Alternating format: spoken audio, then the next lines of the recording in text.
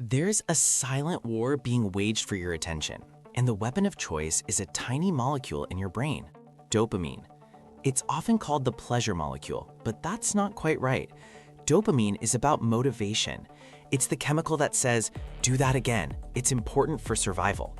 Our brains evolved to release it when we found food, connected with others, or achieved a goal. It's a brilliant system designed for a world of scarcity.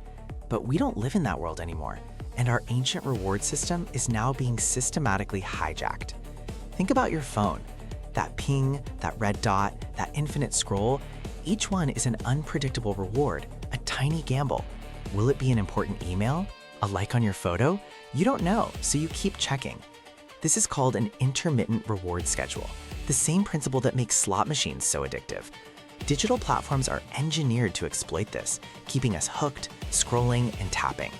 And it's not just our screens. The food industry does it too.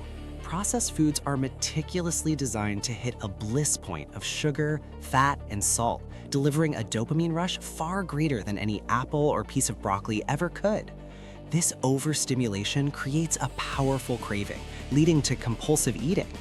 The cost of this constant bombardment is a process called dopamine desensitization. Your brain, trying to protect itself from the flood, reduces the number of its own dopamine receptors. The result? You need more and more stimulation to feel the same level of pleasure.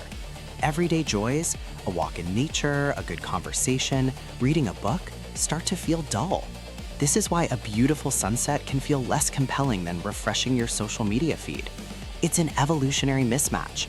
Our brains, wired for a world of scarce rewards, are now drowning in a sea of artificial ones. And some of us are more vulnerable. Teenagers, for instance, have brains that are uniquely sensitive to dopamine during this developmental phase, making them prime targets for these addictive loops. Economic stress also plays a role. When life is hard, the allure of cheap, accessible dopamine hits from substances or screens becomes incredibly powerful. So, are we doomed? Is this just the price of modern life?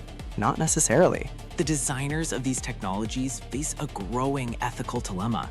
Should they continue to build products that exploit our psychological vulnerabilities for profit?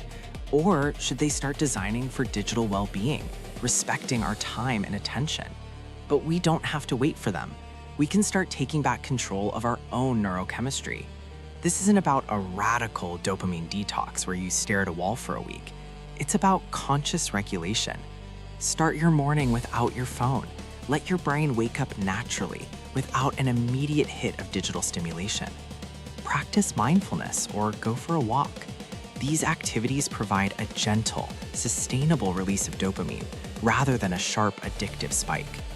Prioritize sleep, which is when your brain resets its dopamine circuits. And when you do engage with technology or eat, do it with intention, not as a compulsive habit.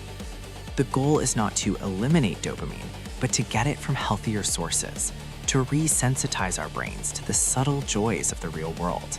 It's about trading the cheap thrill of the next notification for the deep satisfaction of a life lived with purpose.